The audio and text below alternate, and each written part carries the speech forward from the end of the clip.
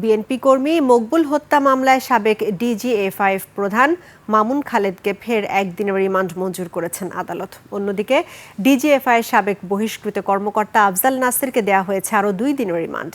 পুলিশের আলাদা 2টি আবেদনের প্রেক্ষিতে ঢাকার অতিরিক্ত চিফ মেট্রোপলিটন ম্যাজিস্ট্রেট সেফাতুল্লাহর আদালত এ আদেশ দেন।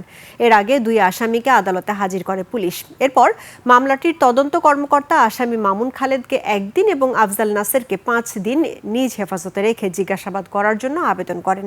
গত 25 মার্চ দিবাগত রাতে শেখ মামুন খালেদকে তার বাসা থেকে গ্রেফতার করে ঢাকা মহানগর গোয়েন্দা পুলিশ। এরপর 4 দফায় আসামির 16 দিনের রিমান্ড মঞ্জুর করা হয়।